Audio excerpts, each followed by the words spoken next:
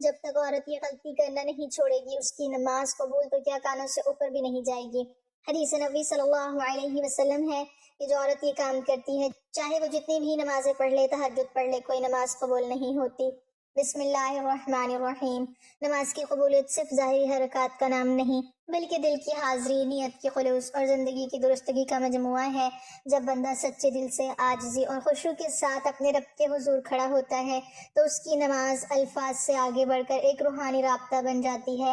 قبولیت کے لیے ضروری ہے کہ انسان کا رزق حلال ہو، دل میں کینہ اور غرور نہ ہو اور گناہوں سے توبہ کی کیفیت موجود ہو، کیونکہ گناہوں پر اصرار نماز کے نور کو مدھم کر دیتا ہے۔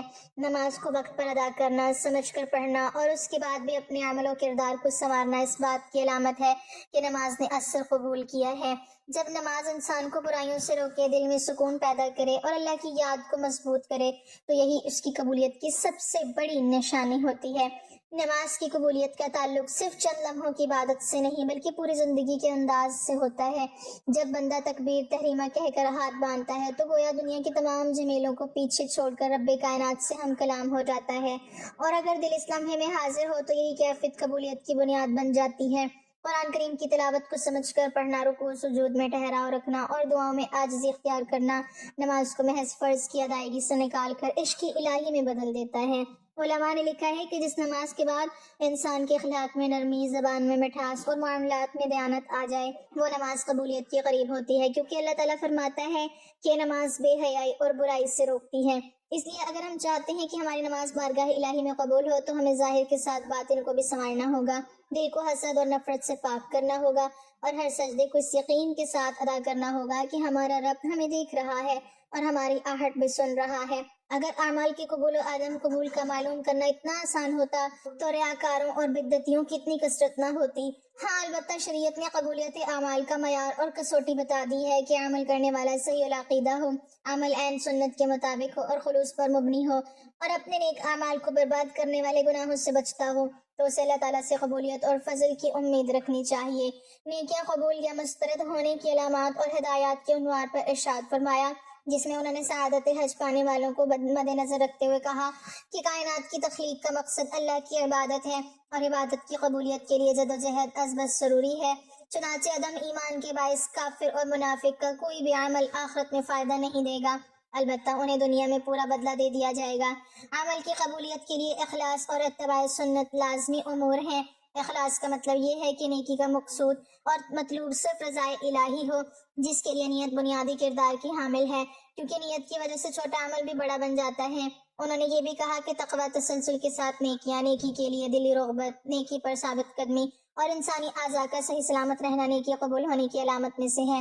اگر انسان کو ابدیت کی حقیقی معرفت مل جائے تو اسے اپنی ساری زندگی کی عبادات بھی ہیچ نظر آئیں۔ اسی لیے تو عظیم ترین عبادات کے بعد میں استغفار سنت نبوی ہے، اور مومن کبھی بھی اپنی نیکی پر گھمنڈ نہیں کرتا بلکہ اللہ سے قبولیت کا امیدوار رہتا ہے۔ چنانچہ قبولیت کے لیے دعا اور شکر گزاری اپناتا ہے۔ شکر کرنے پر اللہ کی طرف سے قبولیت کا وعدہ ہے۔ دوسری جانب شرک، ریاکاری، نیکی کے عوض دنیاوی مفادات کا حصول، حالت ارتداد میں موت، دین سے نفرت، اللہ کی آیات اور آخرت میں ملاقات کا انکار، غضب الہی کا موجب بننے والے اعمال کرنا، منافقت، ہٹ دھرمی اور عناد کی بنیاد پر سنت سے تصادم، اپنی بات کو نبی صلی اللہ علیہ وسلم کی بات پر فوقیت دینا، اپنی پارسائی پر گھمنڈ، نجومی کے پاس جانا، عصر کی نماز ترک کرنا، حقوق العباد تلف کرنا، تنہائی میں گناہ کرنا، غیر شرعی مقصد کے لیے کتا پالنا اور شراب نوشی سے نیکیاں مٹ جاتی ہیں۔ لیکن کچھ ایسی عورتیں ہیں جن کی نماز ان کے منہ پر ماری جائے گی، کیونکہ وہ عورتیں نماز تو پڑھتی ہیں اور جنت میں جانے کے لیے ان کے لیے صرف نماز پڑھنا کافی نہیں ہے کہ وہ جنت تک انہیں پہنچا دے، کیونکہ وہ ایسی عورتیں ہیں جو نماز خوب پالتی ہیں، خوب روزے رکھتی ہیں، ایک روزہ نہیں چھوٹتا، لیکن ان کی نماز کا کوئی فائدہ نہیں ہے۔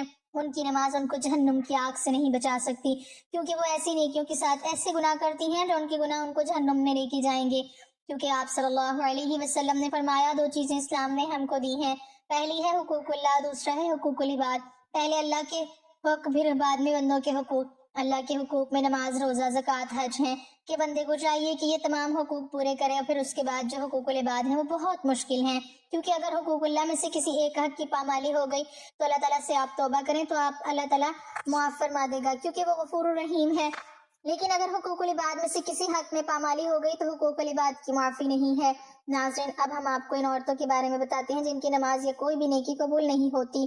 رسول اکرم صلی اللہ علیہ وسلم نے یہ بات بھی بیان کی تھی، جو عورت جوان ہو جائے جب تک سر پر دوپٹہ نہیں ہے اس کی نماز نہیں ہوتی۔ اور آپ نے یہ بھی فرمایا جو اپنی بالوں کو نہیں جھانپتی اس کی نماز قبول نہیں ہوتی۔ رسول اللہ صلی اللہ علیہ وسلم نے یہ بھی فرما دیا، اگر کوئی عورت مسجد میں جاتی ہے عطر اور خوشبو لگا کر جب تک وہ غسل نہیں کر لیتی اس کی بھی نماز قبول نہیں ہوتی۔ اس لیے فرمایا، اے عورتوں کی جماعت، تم میں سے کوئی مسجد میں جانا چاہے تو خوشبو لگا کر نہ جائے جب تک یہ غسل نہیں کر لیتی، یہ نماز یا عبادت قابل قبول نہیں۔ خامد کی نافرمانی کرنے والی، حدیث کے الفاظ ہیں، 3 ایسے لوگ ہیں ان کی نماز قبول ہونا تو دور کی بات کانوں سے اوپر بھی نہیں جاتی۔ غلام مالک کی اجازت کے بغیر دوڑ گیا، اگر وہ جا کر تہجد بھی پڑھے گا لیکن اس کی کوئی بھی نماز یا عبادت قبول نہیں ہوگی۔ ایسی عورت جو اپنے خامد کو ناراض کر کے رات گزارتی ہے اس کی بھی نماز قبول نہیں کی جاتی۔ اور ایسا انسان جو لوگوں کو نماز تو پڑھاتا ہے لیکن لوگ اس کی امامت پر خوش نہیں ہے، پسند نہیں کرتے، شرط یہ ہے کہ کوئی شرعی سبب ہو، ویسے مزاج کی بات نہ ہو۔ ایسا انسان اگر کسی سبب کی وجہ سے لوگ اسے پسند نہیں کرتے تو ایسے انسان کی نماز بھی قبول نہیں ہوتی۔ حضرت ابو ہریرہ رضی اللہ تعالی عنہ سے روایت ہے کہ آپ صلی اللہ علیہ وسلم نے فرمایا، 3 لوگوں کی نہ نماز قبول ہوتی ہے اور نہ کوئی نیکی اوپر چڑھتی ہے۔ ایک بھاگے غلام کی جب تک اپنے مالک کے پاس نہ آ جائے اور ان کے ہاتھ میں اپنا ہاتھ نہ دے دے۔ نمبر 2، ایسی عورت جس سے اس کا شوہر ناراض ہو۔ نمبر 3، اور مست شرابی کی جب تک شراب کا اثر ختم نہ ہو جائے۔ اس حدیث کے فائدے میں لکھتے ہیں، مرد عورت پر نگران ہے اور عورت اس کے ماتحت ہے۔ خدا کے بعد عورت کے لیے شوہر ہی ہے۔ والدین کے حق پر شوہر کا حق غالب ہو گیا۔ اگر مذہب میں کسی کو سجدہ تعظیمی کی اجازت ہوتی تو عورت کو ہوتی کہ وہ شوہر کو سجدہ کرے۔ حدیث پاک میں ہے، عورت کے لیے اس کا شوہر جنت یا جہنم ہے، کیونکہ اس کے حق کو ادا کر کے جنت پا سکتی ہے۔ جس کا اتنا بڑا حق ہو بھلا اسے ناراض کیسے کیا جا سکتا ہے؟ پھر خدا نے جسے رفیقی حیات بنایا ہے، زندگی بھر کا ساتھی اور معاون بنایا ہو، دنیا میں جس کے بغیر گزارا نہیں، اسے کیسے ناراض رکھا جا سکتا ہے؟ اس لیے اگر شوہر ناراض ہو جائے تو اسے راضی کرنے کی کوشش کرنی چاہیے، کیونکہ اس کے بغیر دنیا آخرت میں نقصان ہے۔ حضرت عائشہ رضی اللہ تعالی عنہ کی روایت ہے کہ نبی کریم صلی اللہ علیہ وسلم نے فرمایا، بالغہ عورت کی نماز سر ڈھانپے بغیر قبول نہیں ہوتی۔ اس حدیث میں نماز کے دوران سر ڈھانپنے کا حکم ہے، چنانچہ اگر عورت دوران نماز سر نہ ڈھانپے تو اس کی نماز نہیں ہوتی۔ عورت کو نماز میں ہاتھ پاؤں اور چہرے کے علاوہ باقی سارا بدن ڈھکنا ضروری ہے، سینہ بند ضروری نہیں۔ ایسے باریک کپڑوں میں جن سے بدن جھل کے نماز نہیں ہوتی، جو کپڑے ایسے باریک ہوں کہ ان کے اندر سے بدن نظر آئے، ان سے نماز نہیں ہوتی۔ نماز کے لیے دوپٹہ موٹا استعمال کرنا چاہیے۔ چہرہ، دونوں ہاتھ گھٹوں تک اور دونوں پاؤں ٹخنوں تک، ان 3 اعضاء کے علاوہ نماز میں پورا بدن ڈھکنا عورت کے لیے نماز کے صحیح ہونے کی شرط ہے، اس کے بغیر نماز نہیں ہوگی۔ خواتین کا یہ کہنا کہ جب بندوں سے پردہ نہیں تو خدا سے کیا پردہ، بالکل غلط ہے۔ اللہ تعالیٰ سے تو کپڑے پہننے کے باوجود آدمی چھپ نہیں سکتا، تو کیا پورے کپڑے اتار کر نماز پڑھنے کی اجازت دی جائے گی؟ پھر بندوں سے پردہ نہ کرنا ایک مستقل گناہ ہے۔ جو عورت اس گناہ میں مبتلا ہو اس کے لیے یہ کیسے جائز ہو گیا کہ وہ نماز میں بھی سطر نہ ڈھانپے؟ الغرض عورتوں کا یہ شبہ شیطان نے ان کی نماز غارت کرنے کے لیے ایجاد کیا ہے۔ نماز کے دوران سر کھل جائے اور 3 بار سبحان اللہ کہنے کی مقدار تک کھلا رہے تو نماز ٹوٹ جائے گی، اور اگر سر کھلتے ہی فوراً ڈھک لیا تو نماز ہو گئی۔ نفل نماز تو بیٹھ کر پڑھنے کی اجازت ہے، گو بیٹھ کر پڑھنے کا آدھا ثواب ملے گا، لیکن فرض نماز بیٹھ کر نہیں ہوتی، کیونکہ قیام نماز کا رکن ہے، مردوں کے لیے بھی اور عورتوں کے لیے بھی۔ اور اصول یہ ہے کہ نماز کا رکن فوت ہو جائے تو نماز نہیں ہوتی، لہذا جو عورتیں فرض نماز بغیر معذوری کے بیٹھ کر پڑھتی ہیں ان کی نماز نہیں ہوتی۔ ہاں، جسم کا صحیح طریقے سے ڈھکنا ضروری شرط ہے۔ پہنچوں تک ہاتھ کھلے ہوں تو مذائقہ نہیں، سینے پر اوڑھنی ہونی چاہیے۔ سجدے میں دوپٹہ نیچے آ جائے تو بھی نماز ہو جاتی ہے۔ عورتوں کا جمع ہو کر اس طرح نفل نماز جماعت کے ساتھ ادا کرنا بدترین بدعت ہے اور متعدد غلطیوں کو مجموعہ ہے، جس کی وجہ سے وہ سخت گناہ گار ہیں۔ اور نیل پالش اور آدھی آستین والی عورتوں کی تو انفرادی نماز بھی نہیں ہوتی۔ فجر کی نماز تو عورتوں کو اول پڑھنا افضل ہے اور دوسری نماز مسجد کی جماعت کے بعد پڑھنا افضل ہے۔